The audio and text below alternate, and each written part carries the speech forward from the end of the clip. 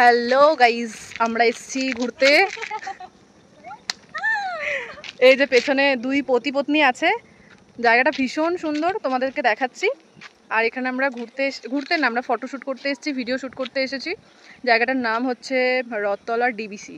আমরা ভুল করে প্রথমে গেছিলাম মানাতে, একজন ছিটিয়াল আছে আমাদের সাথে, ওর ইনফরমেশনে আমরা গেছিলাম। তারপরে অনেকটা ঘুরে তেল খরচা করে আবার এই জায়গাতে আসতে হয়েছে। অবশ্যই তোমাদেরকে পুরো জায়গাটা ঘুরিয়ে দেখাবো, ক্লিপগুলো নিয়ে দেখাবো। বক বক করতে পারবো কিনা জানি না। এই যে আর একজন আমার পাশে আছে। এ কে গো, কে গো? তুমি এটা বাবার হেলমেট পরেছ? হ্যাঁ, বাবার হেলমেট। ওর এখানে কোনো ভূমিকা নেই, তাই হেলমেট পরে ঘুরে বেড়াচ্ছে। কি মারাত্মক পরিমাণের এখানে রোদ দিয়েছে, দেখতে পাচ্ছ। একবার তোমাদের জায়গাটা দেখাই, দাঁড়াও। জায়গাটা একবার দেখো, চারিদিকটা কত সুন্দর পরিবেশ। গ্রাম তো আমার এমনি ভীষণ ভালো লাগে, শান্তি খুঁজে পাই আমি এখানে।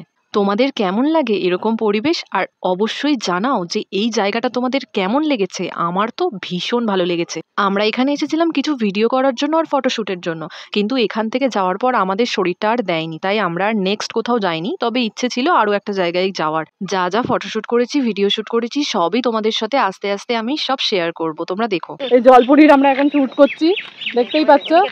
ওইদিকে দেখাবো, দেখাচ্ছি। আর তার সাথে হচ্ছে যে এই যে ওর বেটা একদম, ও আবার গাড়ি নিয়ে আসছে, এমনি হয় না আবার ন্যাকড়া জড়িয়ে। হ্যাঁ, কি হয়েছে? আর এই যে আমি জলপুরি।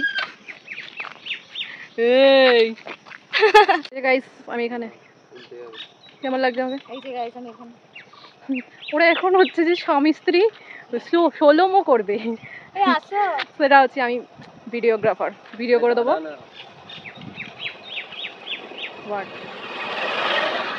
এই জায়গাটা ভীষণ শান্তির একটা জায়গা। এমনি গ্রাম আমার খুব ভালো লাগে, কিন্তু বিশাল অশান্তি তোর মনে।